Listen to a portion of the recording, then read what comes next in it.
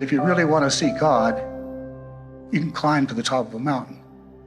But I've never heard anyone say that if you want to see God, go to a water park.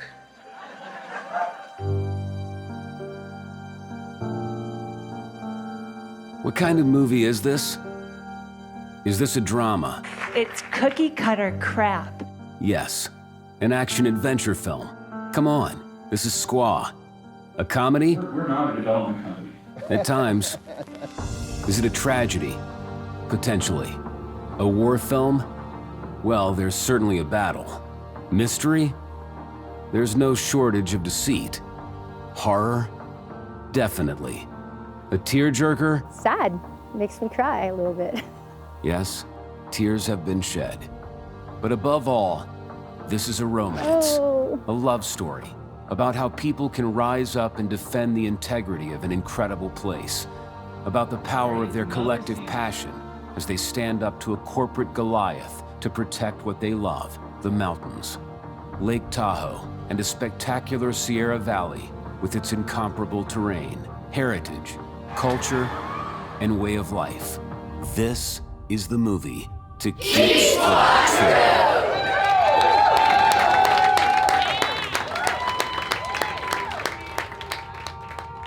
Growing up here and raising my kids here was just amazing. It's such a unique, gorgeous place with such great energy.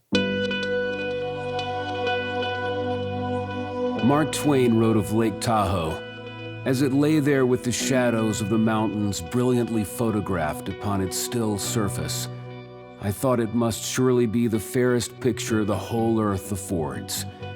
That picture is an international treasure, an escape from an artificial and urbanized world where a remarkable natural playground lures, seduces, and provides for fun lovers of all kinds. Tahoe is nothing less than a recreational and spiritual utopia. What drew me to Tahoe are those crystallizing experiences that you only find in the mountains.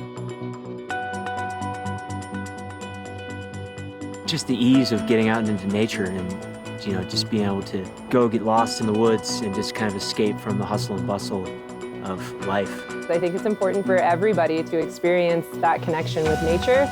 Whether you find yourself in a wildflower-filled meadow, a crystal-clear lake, or a snowy peak, there's something about being in the mountains that shifts your perspective and shapes your life.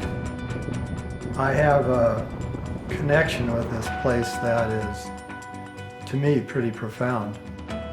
It's a magical place.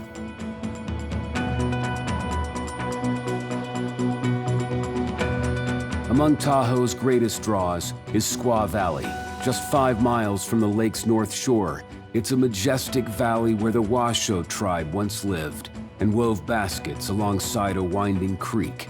It's a place Wayne Poulsen Jr., son of the first ski family to settle here in the 1940s, describes as filled with power. It's where Alex Cushing took command, opened a legendary ski area, and welcomed the world with the 1960 Olympics. It's a place that became synonymous with adventure, an epicenter for generation after generation of forward-thinking and gifted athletes who push the envelope with human performance in all kinds of outdoor endeavors. It's a place where so many have eschewed more lucrative careers to pursue their passions in the mountains, because their riches come in a different form, where the person bagging your groceries has skied on all 7 continents. The house painter across the street has summited 5 peaks over 20,000 feet. The nurse who is saving your life is the woman who set the record for the highest waterfall run in a kayak. Or the attendant helping you park in the squaw lot runs 100-mile ultra marathons. It's a place that's given birth to an inordinate number of legends, icons who define our sports and inspire the world through an uncanny fusion of skill and courage. Just being in that atmosphere is stimulating in many, many ways, and it's a culture that is unique for me. I've never seen it or experienced it anywhere else. Squaw Valley is the home of one of the richest mountain legacies in the entire world.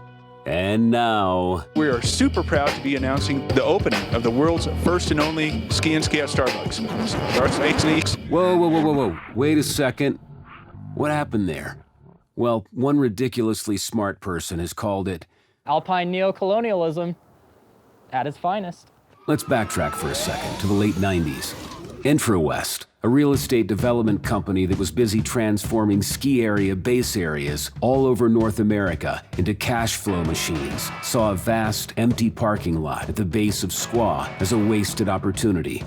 Alex Cushing, who many would justifiably note was no saint, once had even loftier ambitions for development. But in time, he succumbed to the realization that he was only, as he put it, in the business of uphill transportation.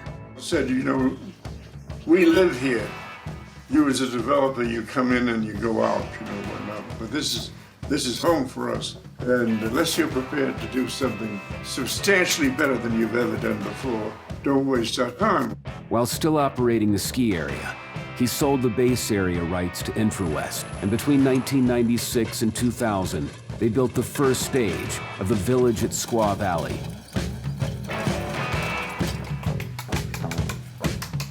KSL Capital Partners, an out-of-state private equity firm, wanted in on the action. KSL had never owned a ski area, but their competitors, like Whistler and Vail, were crushing it, not only in skier counts, but year-round revenue. KSL was hungry for a piece of the pie. Alex has left very strict instructions never to sell this area to any big giant ski corporation or anything like that. Oh, yeah, well, I think we do better on our own. Alex Cushing passed away in the summer of 2006. His wife, Nancy, took the helm as CEO. But in 2010, she sold Squaw Valley, USA, in its entirety to KSL.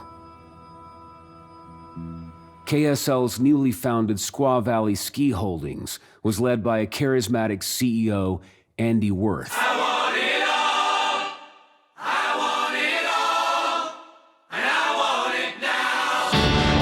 He immediately promised $50 million in capital improvements. He buddied up with influential athletes and community members and threw money at local nonprofits and charitable causes. In the summer of 2011, KSL eliminated Squaw's principal competition, neighboring Alpine Meadows, by buying it. Regulars of the low-key ski area were, by and large, leery and less than delighted to be under the reign of such a major corporation. Many changes at Squaw were swift, catching those devoted to Squaw off guard. A place renowned for being extreme somehow became extremely pedestrian. Attempts to tame the mountain felt like the castration of Squaw. In autumn of 2014, local nonprofits and Squaw athletes received an odd request to sign on to a letter unconditionally showing full support for Worth, citing his tremendous philanthropic efforts. The letter went on to compare Worth with Mother Teresa. A curious local journalist noticed the letter was a Word document, which allowed him to trace it to its source. Ironically, the letter showering praise upon Andy Worth was written on a computer owned by Andy Worth. Why? Tahoe locals were taken back by this brazen attempt to exploit charities in service of corporate propaganda, a kind of strategic fabrication that would, in time, increasingly invade the region. With the distinction between Worth's philanthropy and strategy muddled, more red flags sprang into the air. I represented this mountain for a huge chunk of my life, but I couldn't, in good conscience, support a company that was steamrolling a community like this. While many were growing leery of KSL's tactics, the real source of contention for the Squaw community is what KSL proposed for the base of the mountain, development the size and scope of which the Sierra Nevada has never seen. Squaw Valley.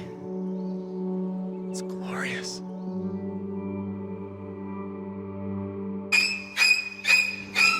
Sorry, folks.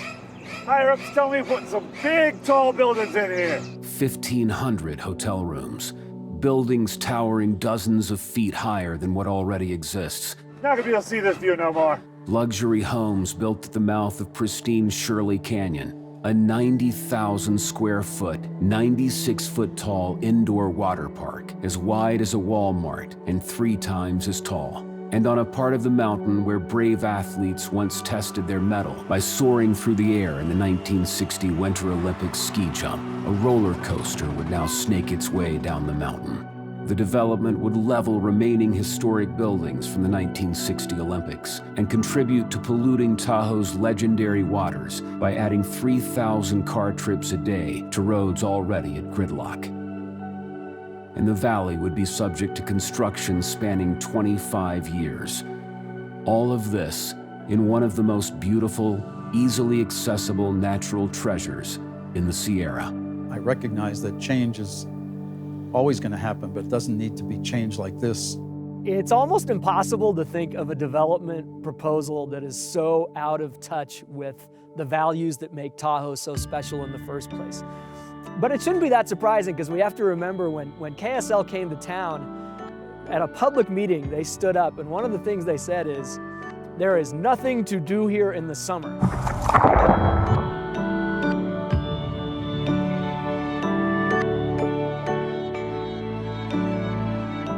If that's your premise, that there's nothing to do here in the summer, you might end up proposing an indoor water park.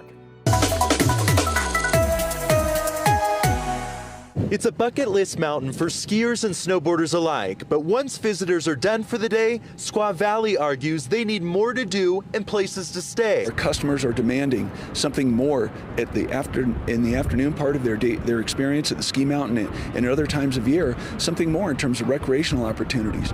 The developers are based in Denver, promising the creation of hundreds of year-round jobs as it competes to become a premier tourist destination. They say that we need to build to make this a world-class mountain, but it is already a world-class mountain. But KSL is a private equity firm. They didn't buy Squaw Valley to serve its traditional day and weekend skier customer base. Why welcome tailgating day skiers when you can sling Starbucks and cash in on condos? And the more the merrier, all the time. We got a massive building that's going in right here. Seriously? Yep. Got a 100-foot tall water park. Good times. Water park? We got one of the best water parks in the world, just down the road. It's called Lake Tahoe. You can't make the money off of people going in the lake. That's not the point. Oh, yeah it is. Don't get me wrong. I personally think that water slides are great. I think that roller coasters are great. I think that they're fun. And there's a place for that. That's not the Sierra Nevada. What that is a distraction from where you are. It's a distraction. And the thing that builds relationship is attention. And so why would we ever build distractions into our temple?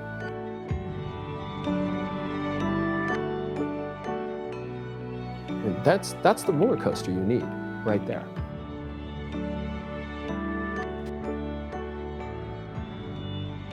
Yes, change is inevitable.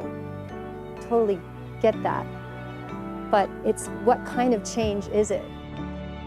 We need to preserve the environment and the uniqueness of this valley, this mountain, Squaw Valley, for our kids and great-grandkids and the future generations, so that they're able to actually enjoy what we got to enjoy growing up here.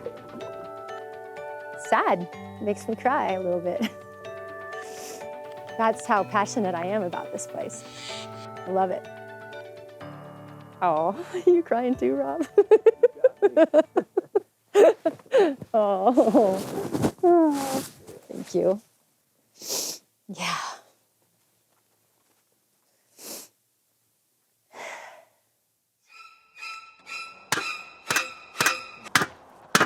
What are you doing? I'm sorry, it's a construction noise. Beep, beep, beep. How long is this gonna last? About 25, 30 years. I'll be in the ground by then. There are some beliefs that are dangerous for regions, and one is that with population growth around the planet, that is, development in Squaw is just bound to happen. And the problem with that is that it sets up this complacency that serves the role of paving the way for exploitative forces to come in and mine away the real value that the place has. Everyone in this community agrees that we must develop and we must sustain and grow the economy here. But there's different ways of looking at this.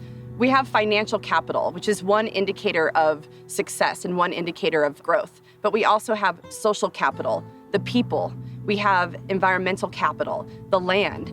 And the difference between this community and the corporation is that this community understands that you balance financial, social, and environmental capital, and that the three of those together is what drives development. Whereas a corporation, they're focused on a bottom line, and all that is money. I'm definitely worried about seeing the pace at which development is happening, human greed, taking over our natural spaces and really pushing past the limits of what nature can handle. A whole slew of conservation nonprofits are fighting to preserve Tahoe's future.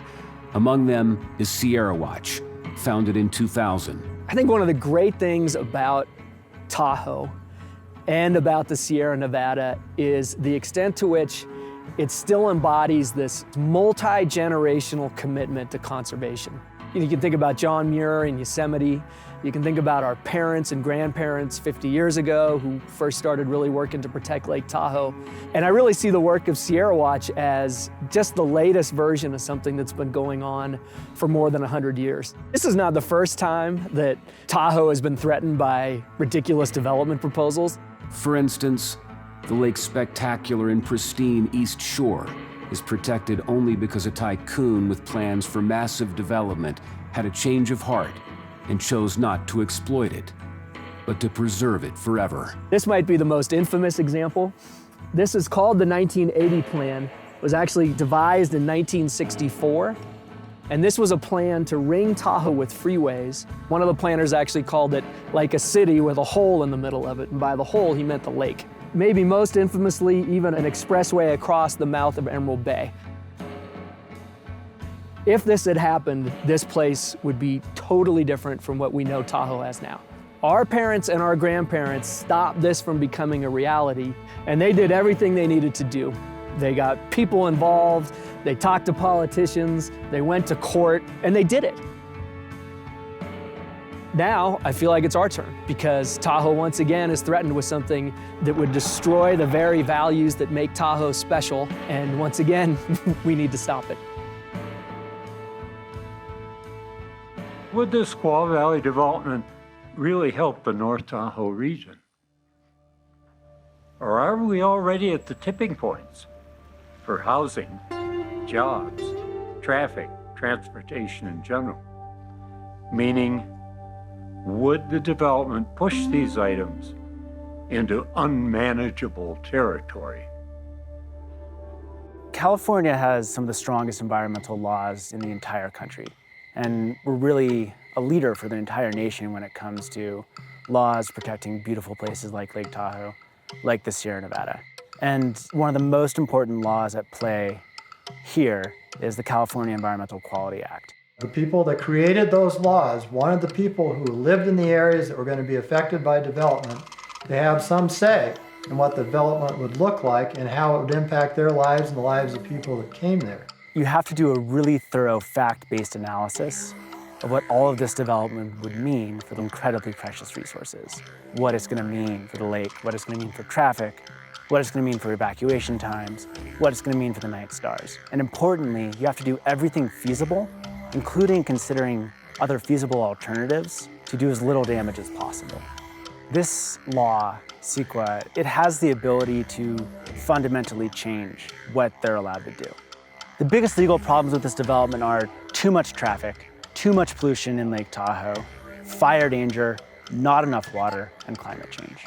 These are really serious issues that touch every aspect of our quality of life here in Tahoe.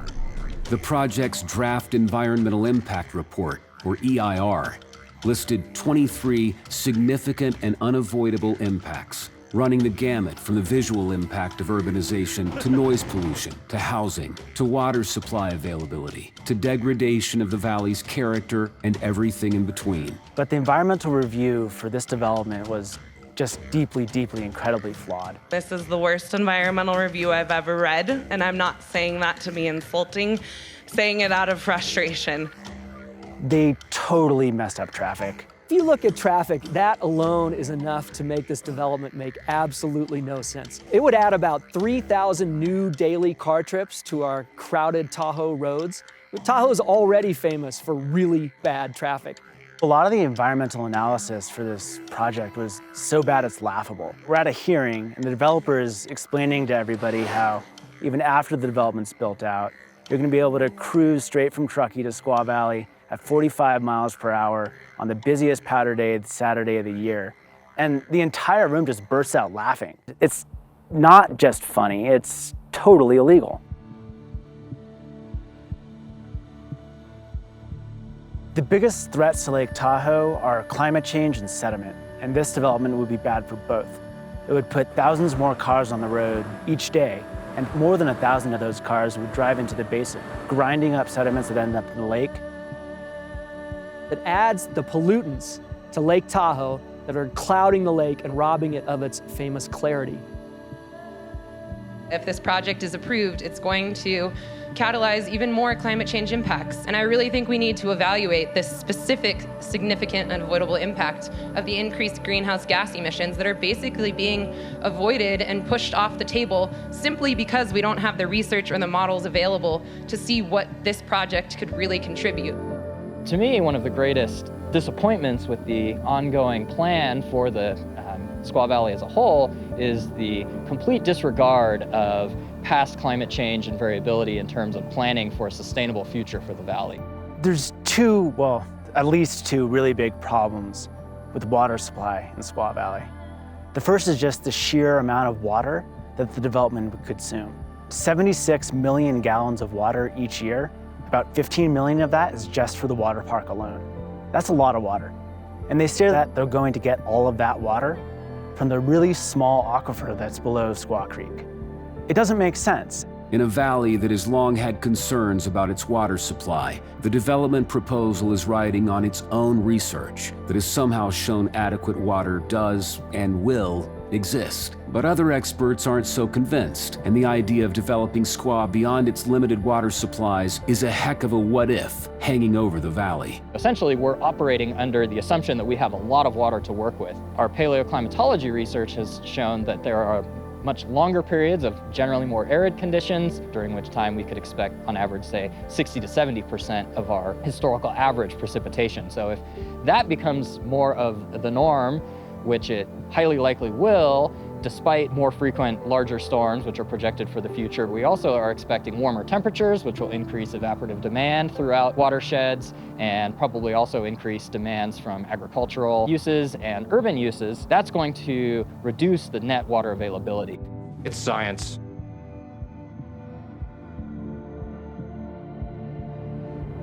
If you read the studies before this development was planned, there was a general consensus that there just was not enough water here in Squaw Valley.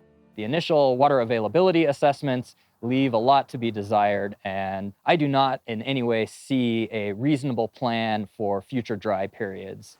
So there's this real problem we have with 76 million gallons of water coming out of a system that's already very stressed from existing demands. The second problem with water is, even if they theoretically could pump the aquifer dry, drain the water out from East Squaw Creek to put in this water park, that doesn't necessarily mean that KSL has the right to do that. They don't need water rights to pump groundwater, but they're not actually pumping groundwater, they're pumping surface water. And when you pump surface water, you need permission from the state to do that. They can say, no, you can't pump that water.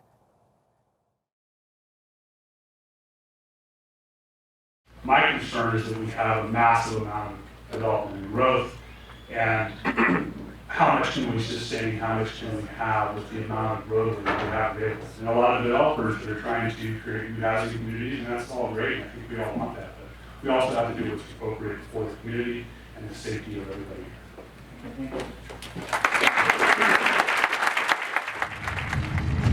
I'm driving with embers over the road. I'm driving through fire. I can't do anything. Keep on driving south. What's your name? That night, there was no control. We were at the mercy of Mother Nature. We realized that we had to flee immediately or die. In this county alone, Sonoma, we lost 25 people. There were 44 people who died in this fire. And they died in part because they could not get out of the area in time. The same thing could happen in your area, except on a much larger scale because you're talking about a lot more people on virtually the same size road. I just can't imagine what it would be like trying to escape this valley in a fire and cars stuck in this valley trying to escape the valley. The thought of trying to get out of here with my family and my pets and being in danger, being trapped in the valley, I think that's probably my biggest concern with the development that is proposed. My expectation is I would have hours, and in our situation, we were fortunate to have 5 minutes, and many didn't even have that. If we had been 2 or 3 minutes slower, we would have died. With development, Squaw Valley's estimated evacuation time in the event of a wildfire is 10.7 hours, just to the Squaw entrance light on Route 89. At that junction, there are two options: 5 miles south to the lake or 10 miles north to Truckee, both through a heavily forested canyon full of fuels. When the people are leaving this valley, forget it. Anyone who has sat in gridlock traffic on that highway in normal conditions can imagine the grim scene of thousands in Squaw Valley trying to escape an out-of-control firestorm. It's a death trap. It's a total death trap. What if this happened Labor Day weekend? With escape unlikely, the zone of supposed safety for up to 15,000 people, the parking lot. KSL calls it a safer place to shelter in place. They're telling us to shelter in place, so go down to the asphalt parking lot and hope that we can survive the conflagration, however serious it is. That sounds real worrisome to me. As seen in Sonoma, the unpredictability and sheer ruthlessness of an out-of-control wildfire doesn't instill a lot of confidence in a shelter-in-place disaster plan. It's very patronizing at these meetings when you ask with a genuine concern and you're told, oh, don't worry about it. And they won't give me. I say, well, how are we going to evacuate? I want to see a specific plan. No, we'll take care of you. An evacuation, it's going to get done. I'm not saying it's going to get done absolutely perfectly with no, little hiccups, but bottom line, I think it's going to get done. So. The idea of simply ignoring a known risk to me is crazy. You could have hundreds of dead. You could have billions in property loss, and then people wondering, oh, well, how did that happen? Well, our officials say it would be fine. Officials can say everything is fine. The problem is that we have example after example of large fires that consume tens, if not hundreds of thousands of acres that will tell us otherwise. When you're contemplating adding several thousand people and 3,000 car trips a day to an area that's already crowded, and your development does not take into account how you're going to get the people out, it's a recipe for disaster. If they don't have that plan, why in the world are they considering the development in the first place? Sobering stuff, for sure. But the development's impacts on fire danger, the lake, traffic, water, and climate change is really just scratching the surface of a proposal that threatens the values that make Tahoe so special in the first place. When Placer County opened the EIR for a period of public comment, they received roughly 350 letters from the community. 97% of those comments were against the development as proposed. 97%. The ability, or the opportunity, I should say, to be involved in an effort where people come together to defend our mountains, to defend Tahoe, it's just a great thing to be a part of. Sierra Watch knew from experience that the only way to defend Squaw Valley was to help channel the shared passion of the people who love it. And a movement grew, united in the color purple.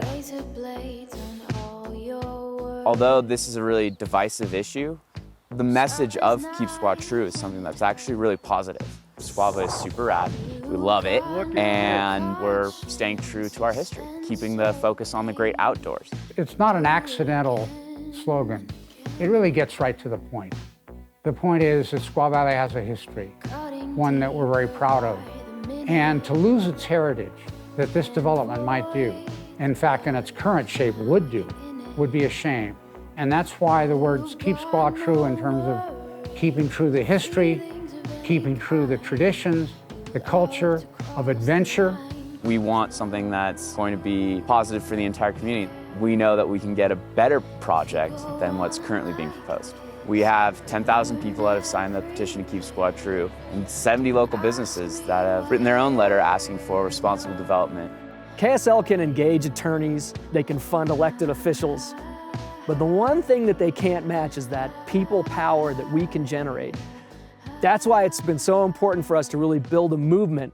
Keep Squaw True! We hear a lot from Andy, whether it's something we read in the newspaper or might hear secondhand about how, oh, Sierra Watch is lying, or even the other day I heard that Tom Moores is just like Donald Trump.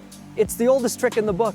If the facts aren't on your side, you just start yelling liar, liar, pants on fire about the other people. It can be entertaining at times. The problem is that we are dealing with real issues in a real place, and Tahoe deserves a higher level of debate than the kind of schoolyard taunts and yells that we're getting. High road response, Tom.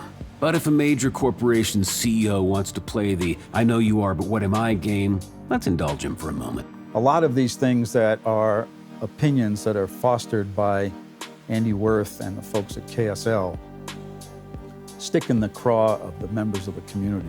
Some of the op-eds that he's written and the emails that he sends to his employees have really, I think, stoked the fire of division here, and it's unfortunate.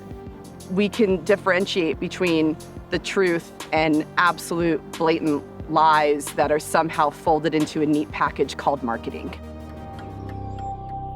KSL has consistently peppered the public with all of the right PR buzzwords. Sustainable, green, renewable, clean.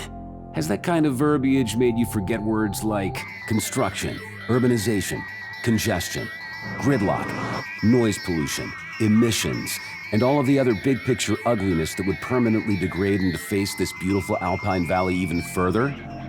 That's called greenwashing. If you read Squaw's marketing, they are leading the charge to fight against climate change.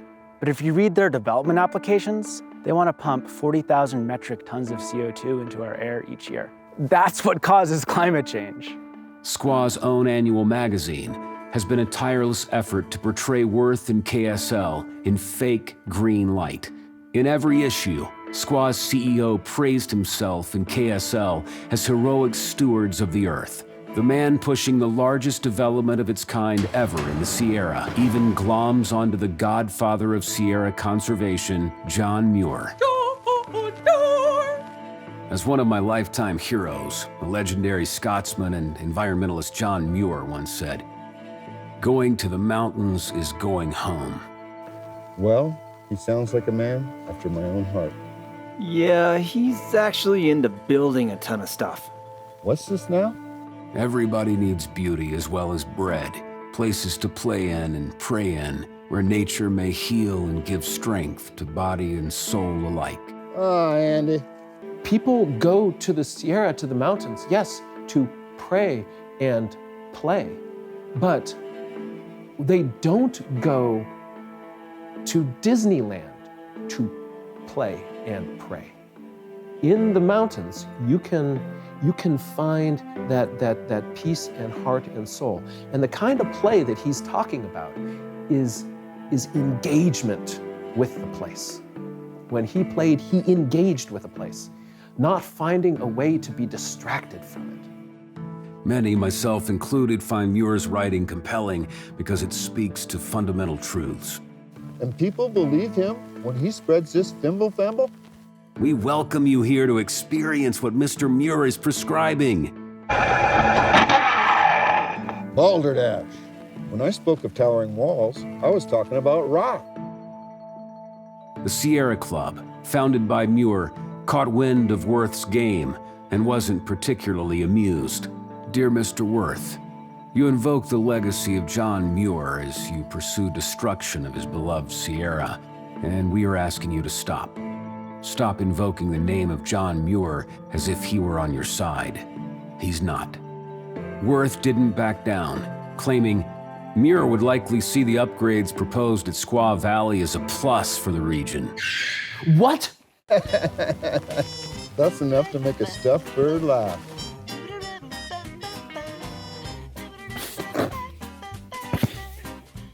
The idea that John Muir would have anything positive to say about bringing a roller coaster onto a mountain in his Sierra Nevada.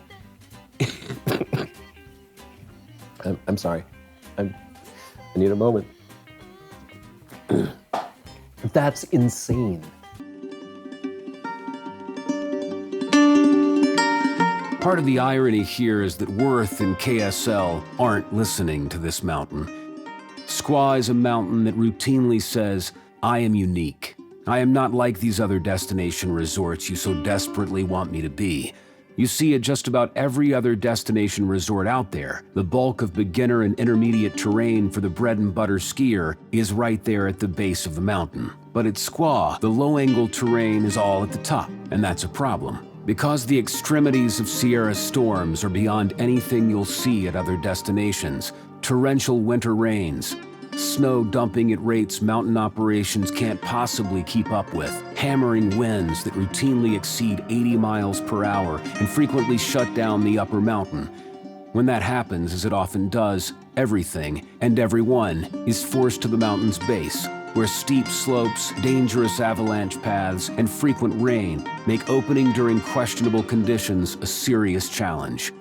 Often it just can't be done. Whereas most major destination resorts rarely, if ever, fully close mid-season, Squaw can completely shut down for days in a row, and dozens of days a year. Those extremes are all part of the Squaw experience.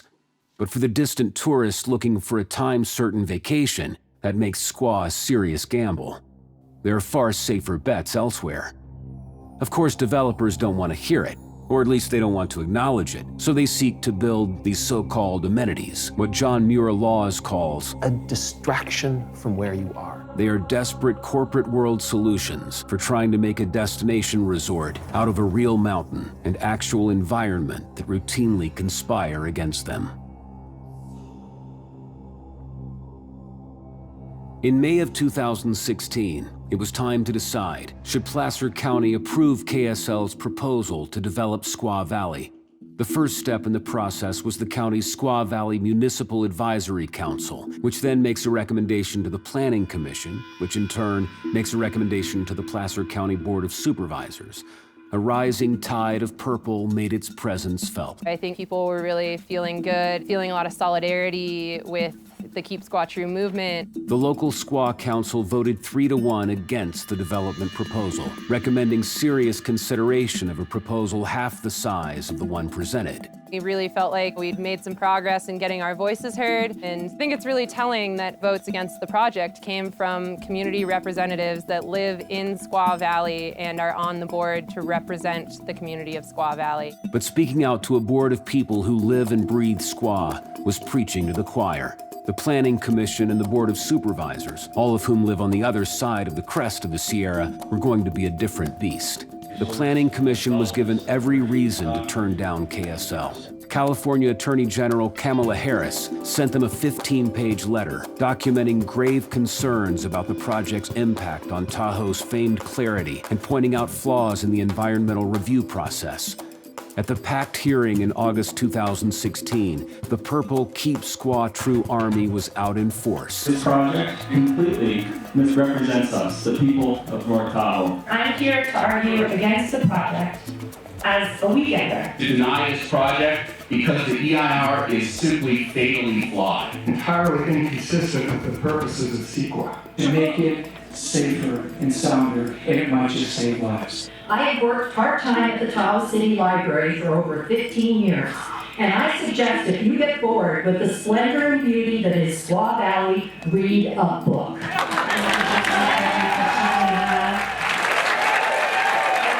But after a marathon 10-hour session with very little deliberation, the Planning Commission recommended approval of the project by a vote of 4-2. The Planning Commission's action was only a recommendation. The Board of Supervisors would actually vote the project up or down. But it certainly shined a light on the county's principal interests. Money is a very powerful motivator for a few people on a short term. And there are experiences and feelings that can't be monetized. And if everything's on a budget sheet, and that's your ultimate way of seeing value, I think it would be very easy to be confused.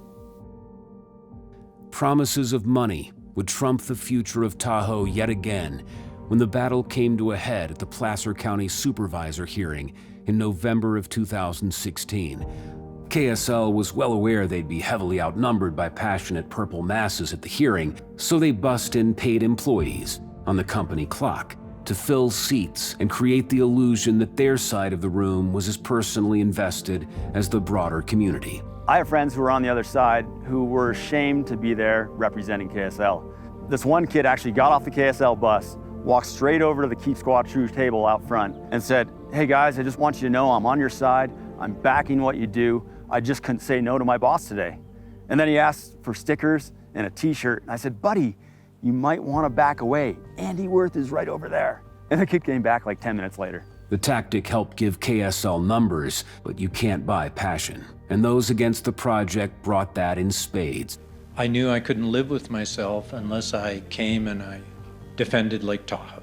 On the one hand, it was beautiful because you had hundreds of people standing up to defend Lake Tahoe and the mountain values that we need to protect. This plan is utterly audacious. I can't even believe it got to this point. How can this be? The number of environmental impacts it has on this area. Squaw and Tahoe deserve better. Up here, our riches come in a different form, in our ability to interact with Tahoe's spectacular natural environment. The outdoors are the backbone of this economy, and this development is threatening that. We don't care about our lattes. You're underestimating them. What they care about are their experiences with nature. Money cannot buy Lake Tahoe and its clarity. Companies should not control communities. Don't let disturbed land become destroyed land. This gamble does not belong in Squaw Valley. It violates our culture and our character. It is so disappointing that this developer has chosen to emulate Disneyland. We love water parks when they are put in the right places, not when they are put in a beautiful valley like Squaw. Make the focus a training facility and bring the heights down to a level that don't compromise the beauty and integrity of this iconic valley. It makes us sad to think that a water park would be what people experience when they come to the mountains, because mountains can be so much more. I gotta tell you, this water park, it gets me to the core. Nobody needs it. We don't need it to make money. You go to the ski hill, you go on the hikes, you experience this beautiful natural environment. You have the time now to make the right decisions. All you have to do is say, "Stop. This isn't right. Tone it down." Project opponents were not only teeming with passion, they were also armed with substance, picking apart the project's laundry list of serious detrimental impacts one by one. KSL's proposed overdevelopment in Squaw Valley doesn't just threaten our environment and our quality of life. It creates very real threats to public safety. As we've heard, this plan ultimately exacerbates the workforce housing crisis in our region. Where on earth does KSL or Placer County expect 464 employees, most holding seasonal or low-wage jobs, to find housing? They have committed to make a one-time contribution of $500,000 to the county for workforce housing development. That is less than one house here. Upon closer examination, the alleged benefits proved to be either speculative, insignificant, or completely illusionary. Countless flaws in the EIR and specific plan were exposed. Data presented to you in front of you today is, in fact, incorrect. They have created this rosy picture from survey data from the 2011. This model, in the words of the man who created it, was, quote, neither designed nor calibrated for such a purpose. Pollution from the proposed project would increase nutrient levels and further reduce clarity. I want to repeat, a CEQA reference 21002, the legislature finds and declares that it is the policy of the state that public agencies should not approve projects as proposed if there are feasible alternatives or feasible mitigation measures available. It's a very surreal moment, almost like you're just living in a farce. Everyone in the room knows what's going on, and we all know how unjust it is, but nothing is being done about it. The Board of Supervisors bought it because he's the KSL attorney, and he's supposed to be the smart guy, know-it-all. So do you feel that you've gone above and beyond to do the public outreach and to listen to all the community's concerns? It seems to me that you have. We have certainly tried. I was really thinking like we had this one and that the county was going to listen to us, and then over the course of that meeting, just... Mr. Chairman, I just want to say that I'm getting a little frustrated because I'm hearing basically the same things over and over again. I'm just kind of letting everybody know where I'm at right now. We've had speaker after speaker coming up with the Keep Squaw True. That's the one thing that didn't get answered for me in this hearing is what does that mean? What does Keep Squaw True mean? Did you not hear us? 100 public comments for hours and hours. I just have the sense they just don't get it and perhaps don't care about it. After 9 hours, the supervisors threw down the hammer, All those in favor say aye. Aye. Opposed? No. voting 4-1 in favor of the project. We are adjourned. Democracy fails, wins again. A $1 billion project now set to transform one of Tahoe's gems. I got in my car and I just started crying because I was heartbroken. It really felt like a betrayal. I don't know. I can't even imagine. Like, why would they want to do that? You know, it totally changes everything. You could see the people from KSL congratulating themselves because they got their approvals. Getting approvals from Placer County is a lot like getting a trophy for playing on a T-ball team. Everybody gets them. That's what Placer County does. They approve development. When you just kind of look at kind of dollars and cents and economic motives, it's a very powerful driver. And that precedent is going to be disastrous for the Sierra Nevada. It's natural to feel defeated if you're not listened to, but you never give up. You know, a lot of people say, well, we'll just leave. We're not going to stick around to watch it happen. And I get that concept too, but it makes me feel like we got to stand our grounds and make sure that it doesn't go that route. Keep Squaw True! Keep Squaw True! Keep Squaw True! Keep Squaw True! Keep Squaw True! Thanks to so many with that fighting spirit, this is not a sad ending. It's not even the ending. A couple of us, when the gavel dropped and the decision was made, we actually turned to each other and high-fived because we knew we could pivot out of the corrupt county approval process and into the state courts. And that's what we've done. Sierra Watch already started that litigation process, and they have a track record of being successful in these litigation processes to come out with smaller, more responsible development projects. So I'm really excited that they're continuing this fight for the local community, and I think we should just continue to support them in this fight. The movement to keep Squaw True is just getting started, and the future of Squaw Valley and North Lake Tahoe hangs in the balance. In the fall of 2017, in the race against Vail for North American ski resort domination, KSL merged with Henry Crown and Company to form Alterra Mountain Company, a corporation overseeing 12 iconic mountain resorts. Alterra's approach to resolving the turmoil in Squaw remains to be seen. There is hope that they will recognize the value of Squaw as a real mountain, and not just as real estate. In late March of 2018, Andy Worth's embattled reign came to an end when KSL announced his retirement. A little much? Well, not to some people. What we're doing is just standing up for the community as a public interest to make sure that we maintain the culture and the heritage of this place. Keep showing up, keep standing up for our mountains, and we will keep Squaw True. We're really hoping that Alterra will come in as more of a community partner and less dictating to us what's going to happen with Squaw Valley, but instead work with the community, find a shared understanding of what we can build here that will really benefit the entire North Lake Tahoe Truckee region. We need to set a different precedent. We need to set the precedent of the mountain people and the river people and the snow people and the bird people and the hunting people and the thru-hiker people. All those people, all those tribes, we need to come together. We need to show that this is something that is important to us, that we say no, that we will stop it here, and we will stop bad ideas like this wherever they pop up. We shouldn't be looking back on this time in history saying, how did we let that happen? Now is the time to speak your truth and to speak your values and to take action about a place that you love. I'm not sure if people recognize how close we are to showing the entire industry that there's going to be a turn in the tide, not just in Squaw Valley, but across the nation, in the direction of developers having to honor mountain culture and the wisdom that lies within it. Please listen to us. It's important. And every time someone dives in the lake, or drops the Palisades, or takes in the stars in the night sky, the passion grows.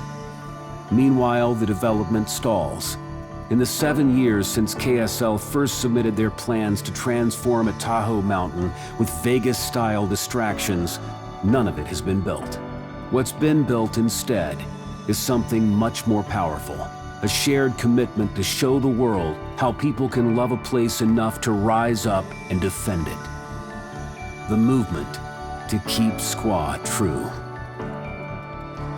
True to the mountains and meadows that give Squaw Valley its unique sense of place. True to the people who live and play in Squaw Valley. In the Tahoe Sierra. True to the best ski terrain in California and those who come to test themselves on Squaw's slopes.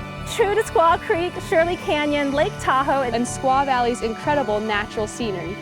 True to our Sierra heritage and the opportunities for kids to play in the great outdoors.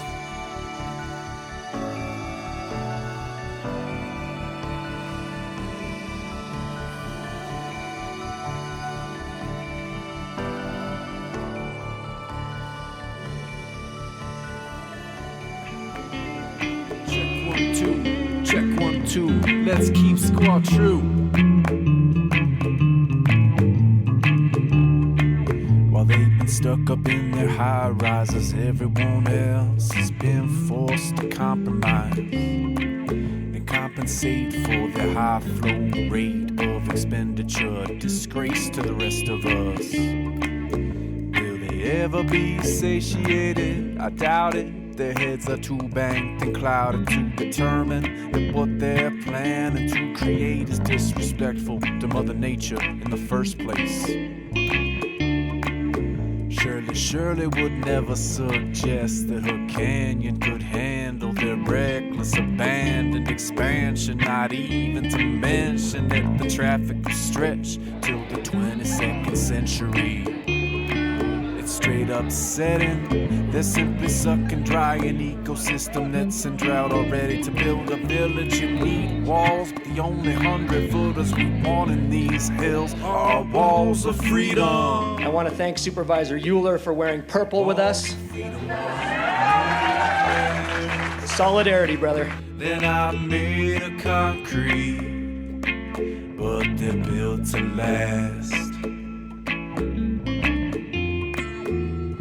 Walls of freedom have a granite soul, and you can never forget that you can't take that freedom and you for granted. Never forget that you can't take that freedom for granted. Never forget that you can't take that freedom for granted. You can never forget that you can't take that freedom for granted. Never forget that you can't take that freedom for granted. Never forget that you can't take that freedom for granted. Can't take that freedom you for granted. Can never forget that you can't take that freedom for granted. Overdevelopment in the mountain towns is such a shame, shame, shame. It's a crying shame.